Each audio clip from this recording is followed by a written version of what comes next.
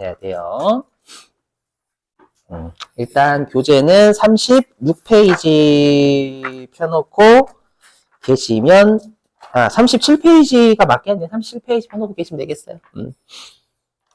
자, 보시면 특히 여기에서 여러분들이 요 단가를 시험에 좀 냅니다. 물론 네, 말문제 또는 계산문제, 이론 문제로만 냅니다. 실기용은 아니에요. 그래서 미리 말씀드리면 재고자산은 실기 쪽이 그렇게 잘 나오는 동네는 아까 뭐 타계정 대체 머시기 걔만 좀 잘 나옵니다. 자, 네, 제가 계속 강조드렸지만 실제 우리 시험에 당락을 좌지우지하는 건 이론이에요. 계속 강조드리지만 실기는 맨날 잘 나오는 애들만 나오고 일반적으로요. 그렇죠. 근데 이론에서 당락이 좌지우지가 정말 많이 됩니다. 실제 물어보시면 다 그래요. 선생님한테 물어보시면. 자, 보시죠. 자, 일단 우리가 보세요. 우리가 모든 금액이다라는 건 수량 곱하기 단가입니다. 무슨 말이냐? 여러분들이 만약에 초코 우유를요, 2,000원어치 하나당 2,000원짜리 10개 사셨대요. 그럼 우리가 2만 원이라는 금액 있죠? 2만 원이라는 금액은 10개 곱하기 2,000원으로 나오는 거잖아요. 맞죠? 당연한 거예요, 당연한 거. 근데 우리가 시험에 뭐를 출제하냐면 재고자산의 수량을 결정하는 방법. 왜냐면 재고자산은 워낙 샀다 팔았다를 엄청나게 하거든요. 그렇죠? 그리고 단가를 결정하는 방법. 요거를 출제를 해요. 자, 근데 여러분들이 여기서 어떤 전제를 깔아주셔야 되냐면 바코드가 없던 시절이라고 생각을 해주셔야 돼요. 물론 선생님 저는 그 시절을 살지 않아서 모르겠어요. 라고 하시면 제가 할 말이 없겠지만 알죠? 그냥 그렇게 받아들여 주셔야 여기가 이해됩니다. 여기가. 알죠? 안 그러면 바코드 찍으면 되잖아. 이 생각하시면 안 된다라는 거예요. 해볼게요. 자, 일단 우리가 수량을 결정하는 방법입니다. 뭐냐면 자, 우리가 수량 결정 방법은 크게 세 가지가 있어요. 옛날 뭐냐면 첫 번째 계속기록법이라고 해가지고요. 계속기록법은 말 그대로 우리가 계속 적는 거예요. 그러니까 상품을 사올 때도 적고 팔 때도 적고 그 수량을 계속 기록하는 게 우리가 계속기록법이라고 합니다. 반면에 우리가 여기 실지재고조사법 있죠. 이거는 말 그대로 실제로 창고에 들어가서 재고를 세요. 세는데 얘는 뭐만 기록하냐면 입고가 들어온 거잖아요. 즉 구매한 수량만 기록합니다. 그리고 팔린 수량을 기록하지 않아요. 귀찮은 거예요. 파는 거 너무 많이 팔리잖아요. 계속. 그렇죠? 그래서 판매한 수량 기록하지 않고요. 구매한 수량만 주구장창 기록을 해요. 그렇죠? 그리고 실제로 기말에 창고를 들어가서 재고를 세는 걸 우리가 실지재고조사법이라고 합니다. 그렇죠? 그리고 이 계속기록법과 실지재고조사법을 섞어 쓰는 걸 우리가 섞어 쓴다라고 해서 혼합법이라고 불러요. 그러니까 일단은 계속 상품을 샀다 팔았다 할 때 계속 기록해요. 그리고 실제 모든 회사들이 연말에 바빠요. 그죠? 그거 아니었어요? 바빠요. 재고조 사느라고. 맞죠? 그래서 12월 31일 날 기말에 실제 창고도 같이 들어가는 거예요. 그죠? 그래서 여기에 혼합법. 아까 보셨지만 얘는 출제 거의 안 합니다. 그렇죠? 여러분 집중해 주실 건 여기 단가 결정 방법이에요. 단가. 여기 띄워 놓을게요. 자, 말문제 꼭 대비하시고. 자, 뭐냐면 아까 바코드 없던 시절이라고 생각해 달라고 했잖아요, 여러분들. 그러면 바코드가 없었을 때에는 우리가 만약에 내가 과일 장사를 한다라고 하면 내가 얼마짜리를 팔았는지를 알 수가 없죠. 왜냐하면 과일 같은 경우에는 워낙 사오는 게 많잖아요. 근데 계속 똑같은 가격으로 사와요? 아니죠. 다른 가격으로 사올 수 있기 때문에 재고자산을 사오는 한 개당 금액이 계속 바뀐단 말이에요. 바뀌었는데 옛날에는 바코드가 없잖아요. 없으니까 어떻게 팔리는지를 가정을 할 수밖에 없다라는 어떤 순서로 팔리는지. 아시죠? 그래서 첫 번째가 뭐냐면 개별법. 이거는 뭐냐면 바코드가 없던 시절에도 얼마짜리가 팔렸는지 알 수 있는 업종들이 있어요. 뭐 예를 들면 조선업 아니면 비행기. 어떻게 알아요? 1년에 많이 안 팔리거든. 그죠? 그러니까 1년에 옛날에 바코드가 없지만 1년에 정말 안 팔리는 애들은 얼마, 보석 같은 거 있잖아요. 얼마 주고 사온 걸 다 기록하면 돼요. 맞죠? 그래서 이 개별법은요, 뭐라고 하냐면 가장 이상적인 방법이다라고 해요. 가장 이상적입니다. 그래서 여기, 그래서 우리가 실제 매출하고요, 매출 원가가 일치해요. 그래서 여러분이 챙기실 건 개별법은 가장 정확한 방법이다라는 것만 챙기시면 돼요. 시험에 이 정도로만 나옵니다. 중요한 건 여기 있는 선입선출법이에요.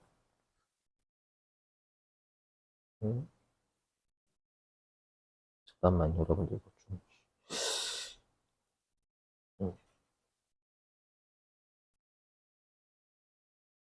자,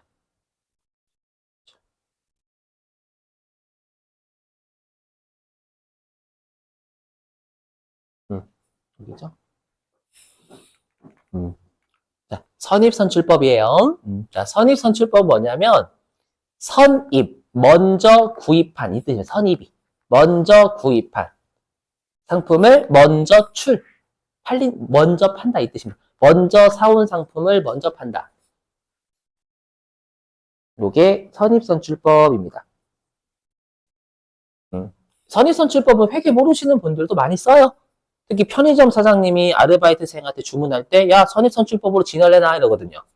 그게 뭐예요? 먼저 사온 걸 먼저 팔 수 있게 앞에다 진열해 놓으라는 거죠, 여러분들.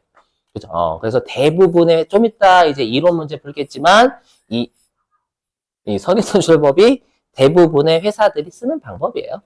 그렇죠? 말 문제 대비하시고. 자, 그 다음에 영어는 안 나오는데 시험에 걱정하지 마세요. 영어 안 냄. 자, 그 다음에 후입선출법은요, 이 후자가 나중 후자 씁니다. 한자 몰라요, 저도. 자, 그 다음에, 그럼 나머지 똑같겠죠? 나중에 사온 상품을 먼저 판다, 이 뜻입니다. 이런 회사 있어요, 일반적으로? 없어요. 이런 회사는 거의 없습니다. 그래서 후입선출법은 대부분의 회사들이 안 쓰는 방법이다라는 말문제가 나와요. 자, 그 다음에 아주 가끔씩 평균법을 출제하거든요. 평균법을 출제하는데 우리가 아까 계속기록법이 있었고 실질재고조사법이 있다라고 했었잖아요. 그래서 계속기록법의 평균법과 실질재고조사법의 평균법을 가끔씩 말문제로 장난을 치거든요. 그렇죠? 그래서 여러분들이 이 평균법은요, 그냥 계산이 아니라 논리적으로만 따라오시면 됩니다. 자, 잘 들어보세요. 왜냐면 우리가 계속기록법 같은 경우에는 물건을 살 때도 기록하지만 팔 때도 기록한다라고 했죠. 맞죠? 그 말은 팔 때마다 평균을 알아야 돼요. 팔 때도 기록해야 되니까. 그럼 어떻게 해야 되면 살 때마다 평균을 계속 내야 됩니다. 왜냐면 팔 때 기록해야 되니까 살 때마다 평균 내야 돼요. 그래야 팔 때 구입할 때 평균으로 팔렸다라고 보는 거거든요. 되세요? 논리적으로 오시면 논리적. 그러면 평균을 계속 내야 되니까 평균이 무빙을 하겠죠. 계속. 그래서 평균이 계속 움직인다라고 해서 여기 계속기록법의 평균법을 이동평균법이라고 불러요. 말문제 대비. 아셨죠? 이해되세요? 자, 그 다음에 총평균법. 우리 아까 실질재고조사법은 판매한 걸 기록한대요, 안 한대요? 안 해요. 판매한 걸 기록하지 않습니다. 아까 여기 실질재고조사법은 판매한 거 여기 뭐야, 어디 갔어? 뭐야? 아까 여러분 실질재고조사법은 판매한 거 기록 안 한다면서요? 여기. 그죠? 그럼 판매한 걸 기록하지 않는다라는 건 판매할 때 얼마짜리가 팔렸지? 기록 안 하니까 알 필요 없어요. 그렇죠? 알 필요 없으니까 살 때마다 평균을 안 내도 됩니다. 낼 필요가 없어요. 이해되시겠어요? 일단 논리적으로 오시라, 논리적으로. 그렇죠? 그러면 살 때마다 평균을 낼 필요가 없고요. 기말에 창고를 들어간다라고 했죠. 창고를 들어가기 전에 평균을 한 방에 때리고 들어가서 평균을 한 방에 때리고 들어가서 그냥 팔린 것도 그 평균, 남아있는 것도 그 평균이라 봐요, 그냥. 우리한테 중요한 그냥 평균을 한 방에 때리고 들어간다니까 총자 쓰는 거예요, 총. 한 방에 때린다라고 총. 아시죠? 근데 시험에 어떻게 장난을 치냐면, 네, 계속기록법의 평균법을 총평균법이라고 한다. 이렇게 장난치는 거예요. 됐죠? 그러니까 여러분들 이거를 그냥 외우시지 마시고, 계속기록법하고 실질재고수사법이, 예, 누구는 8대 기록하고, 누구는 8대 기록 안 하는지를 일단은 잡아주셔야 문제 풀 수가 있다라는 거예요. 왜냐면 이거 그냥 외우시면, 하루도 안 돼서 까먹거든요. 됐죠? 유념. 좀만 하고 쉴게요. 여러분 도중에 끊을 수 없으니까. 자, 그리고 이제 출제가 아까 됐었지만 뭐냐면 워낙 선입선출법하고 후입선출법이요. 극과 극인 방법이에요. 맞죠? 그래서 이 선입선출법하고 후입선출법을 비교하는 문제를 가끔 출제를 해요. 여기도 논리적으로 따라오시면 되겠습니다, 여러분들. 자, 한번 보시죠.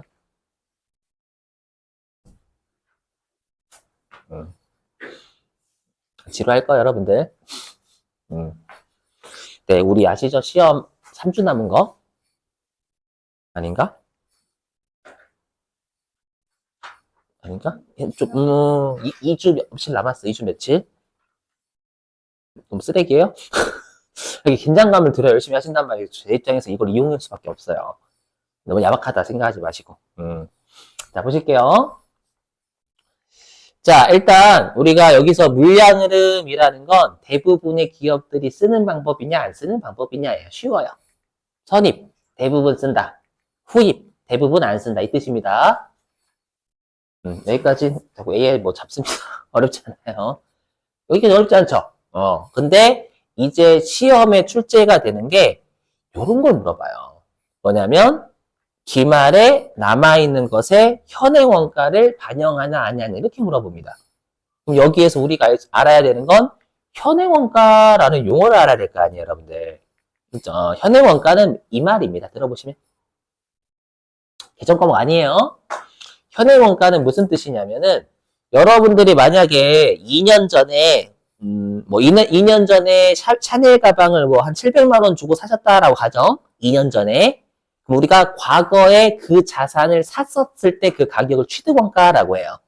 얼마 주고 샀었니? 그걸 취득원가라고 하고요. 근데 지금 시가대로 산다면 얼마 줘야 되는지 딱 물어보니까 1,000만 원이래요. 그럼 그 1,000만 원을 현행원가라고 불러요. 해당 예전에 샀었던 걸 지금 가격으로 샀을 때 시가 있죠. 그걸 우리가 현행원가라고 합니다.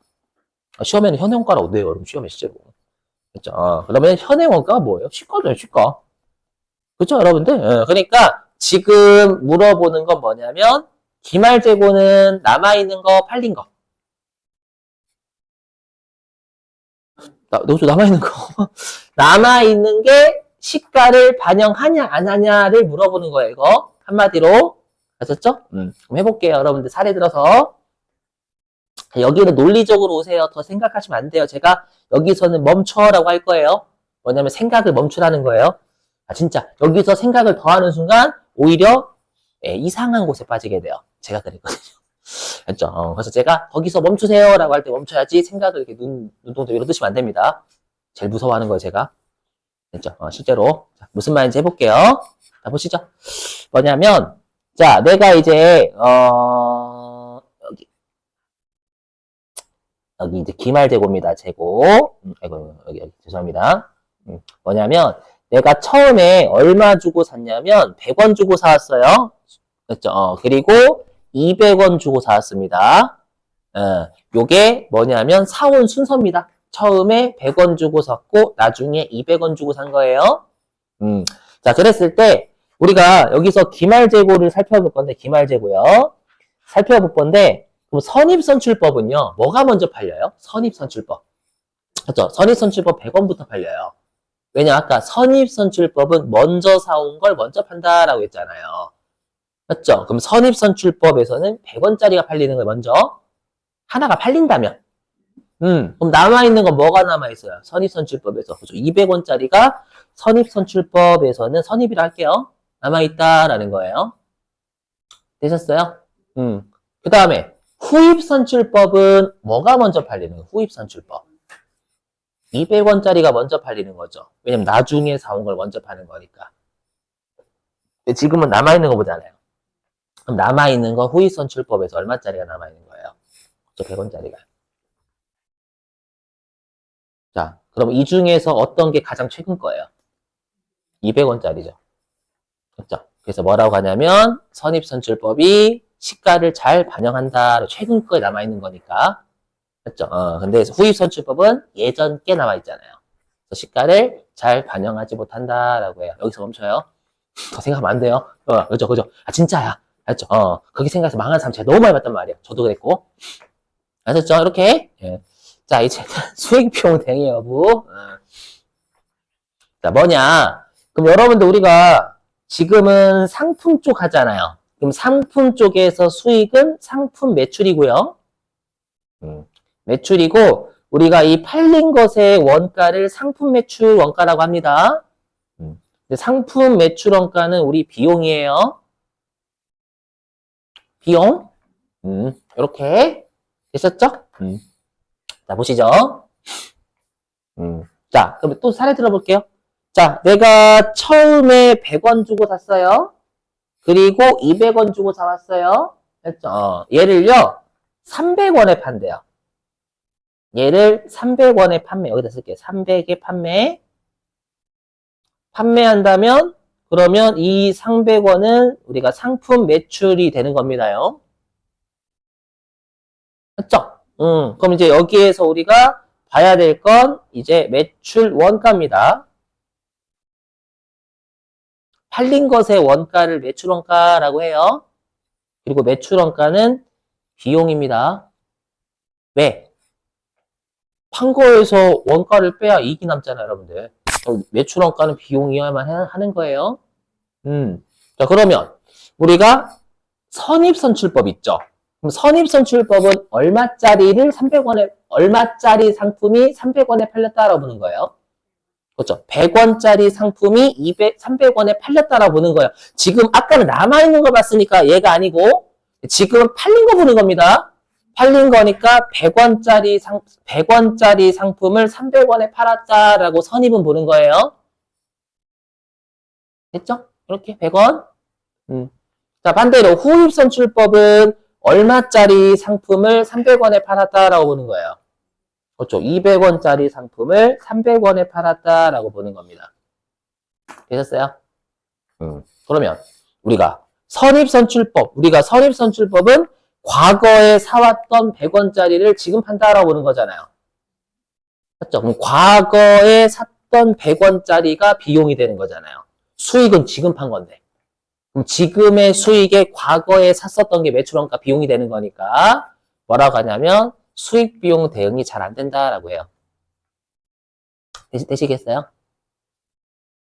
아까 사온 순서니까 여러분들 이거 예전에 이거 최근에 그럼 예전에 사왔던 100원짜리를 지금 판다라고 했으니까 예전하고 지금이 대응이 안 되잖아요. 이 정도 멈춰야 돼 여기서.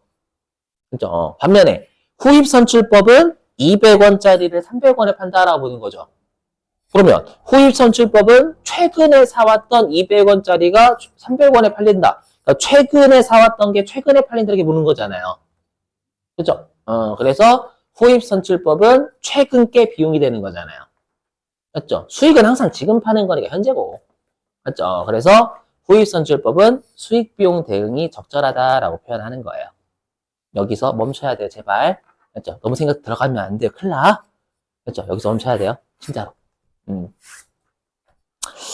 자, 됐어요. 그럼 여기까지 하고요. 잠깐 풀 수 있는 게 있는지 좀 볼게요. 아, 여기 있다. 여러분들 310페이지 가보세요. 310페이지. 자, 310페이지 갑니다.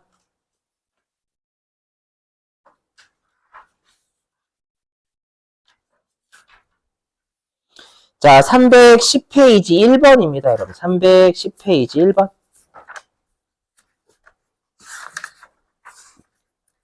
이거 좀 어렵지 않을 거예요. 310페이지 1번 좀 풀어주세요.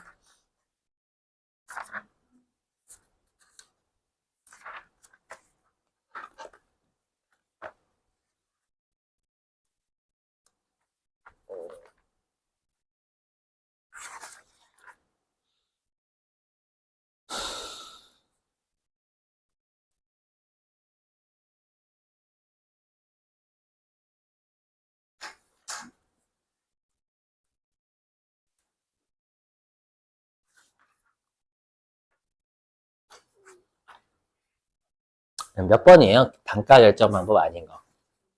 그렇죠. 3번 연수학계법은 나중에 배우시게 될 겁니다요. 자, 쉬었다가 우리 마지막 교시 9시 10